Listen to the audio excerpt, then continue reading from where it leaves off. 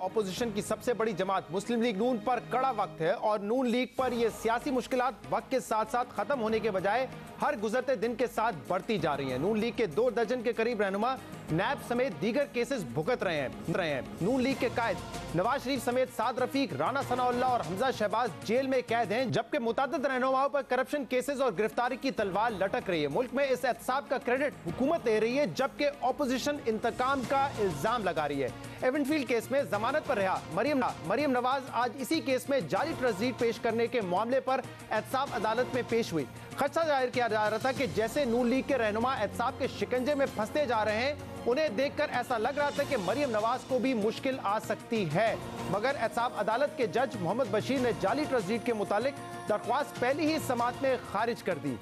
समाअत के दौरान नैब के डिप्टी प्रोसिक्यूटर जनरल सरदार मुजफ्फर अब्बासी और मरियम नवाज के दरमियान बराह रास्त मुकालमा हुआ। डिप्टी स्पीकर जनरल नैब ने मौकिफ अपनाया था कि जब इस केस का फैसला सुनाया गया था, उस वक्त बेंच ने फैसला किया था कि जाली ट्रस्ट के मामले को अलहदा देखा जाएगा, जिस पर मरियम नवाज ने मौकिफ अपनाया कि नैब के पास मामला उठाने के लिए 30 रोज थे, मगर नैब ने मामला उठाने में 1 साल से ज्यादा लगा दिया। सरदार मुजफ्फर अब्बासी ने जवाब दिया कि देर आए मगर दुरुस्त आए, जिस पर मरियम नवाज ने कहा कि हर वक्त बंदा दुरुस्त नहीं आता, जिसके बाद जज मोहम्मद बशीर ने दरख्वास्त मुस्तरद करने का फैसला किया और कहा कि क्योंकि मरियम नवाज ने पहले ही इस्लामाबाद हाई कोर्ट में एवनफील्ड केस के खिलाफ अपील दायर कर रखी है, इसलिए इस पिटिश करार नहीं रखा जा सकता। समाअत के बाद मरियम नवाज ने मीडिया से गुफ्तगू में कहा कि उनके मुखालफिन जज अरशद मलिक के वीडियो स्कैंडल के बाद उनका ट्रायल करवाना चाहते हैं। तो कहें कि पहली सजा गलत थी, अब दोबारा देना चाहते हैं,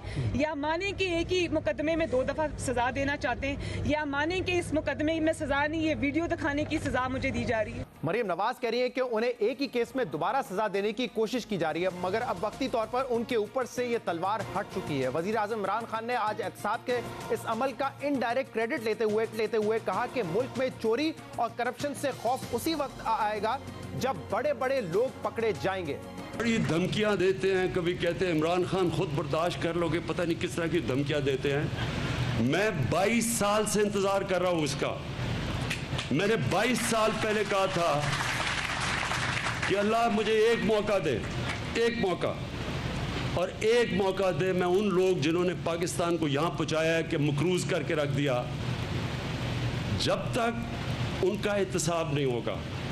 याद रखें, ये चोरी कभी इस मुल्क में नहीं रुकेगी, और 10 सालों में जो इक़्तिदार में रह के मुल्क को उसने यहाँ पहुँचाया है, उनका आप एहतसाब करें, और ये एहतसाब का अमल रहेगा। जिस वक्त खौफ तभी लोगों में आएगा जब बड़े बड़े पकड़े जाएंगे। वजीर आजम इमरान खान कह रहे हैं कि करप्शन की रोकथाम के लिए जरूरी है कि बड़े चोरों को जेल में डाला जाए। नैब कल तक साबिक वजीर खाना मिफ्ता इस्माइल की गिरफ्तारी के लिए भी कराची में छापे मार रही थी, जिन्हें आज सिंध हाई कोर्ट ने 1 हफ्ते की हिफाजती जमानत की सूरत में रिलीफ दे दिया है। दूसरी तरफ LNG केस में गिरफ्तार साबिक वजीर आजम शाहिद खाकान अब्बासी को आज 13 रोजा जिस्मानी रिमांड पर नैब के हवाले कर दिया गया है, जिन पर LNG टर्मिनल के ठेके में इख्तियारात के नाजायज इस्तेमाल, कौमी खजाने को अरबों रुपए का नुकसान पहुंचाने का इल्जाम लगाया गया है। आज केस की समाअत के दौरान एहतसाब अदालत के जज ने शाहिद खाकान अब्बासी से पूछा कि नैब की रिमांड की दरख्वास्त पर आप क्या है कि अदालत उनका 90 रोजा जिस्मानी रिमांड दे ताकि वो नैब को LNG केस समझा दें, क्योंकि अभी तक नैब को LNG केस समझ नहीं आया है। याद रहे कि नैब ने गिरफ्तारी से पहले शाहिद खाकान अब्बासी को LNG टर्मिनल और कतर से मुआहदे से मुतालिक कुछ सवालात भेजे थे, जिसमें इनसे पूछा गया था कि उन्होंने कतर से महंगा LNG मुआहदा क्यों किया और सस्ती LNG के लिए दूसरे जराए क्यों नहीं ढूंढे। इस पर शाहिद खाकान अब्बासी ने तहरीरी जवाब दिया था कि कतर से कम मिकदार में LNG दरामद करने पर मुख्तलिफ कीमतें होती हैं जो कम और ज्यादा होती रहती हैं, मगर पाकिस्तान को अपनी जरूरत पूरी करने के लिए ज्यादा गैस और मुस्तकिल मुआहदा करना जरूरी था, और पाकिस्तान ने कतर से 15 साल मुआहदा सस्ती तरीन कीमत पर किया है, यानी कि 13.37% ब्रेंट पर किया गया मुआहदा जो है वो भारत, जापान और कोरिया समेत दूसरे मुल्कों के मुकाबले में बहुत कम है। शाहिद खाकान अब्बासी ने जवाब दिया कि अगर पाकिस्तान फर्नेस ऑयल की जगह LNG इस्तेमाल करे तो इसे सालाना $2 अरब की बचत हो सकती है। नैब के सवाल पर कि मुआहदे की काबीना से तौसी क्यों नहीं करवाई गई और पेपरा के कवायद और जवाबित का ख्याल क्यों नहीं रखा गया, शाहिद खाकान अब्बासी ने जवाब दिया कि इक्तिसादी राब्ता कमेटी ने जुलाई 2013 में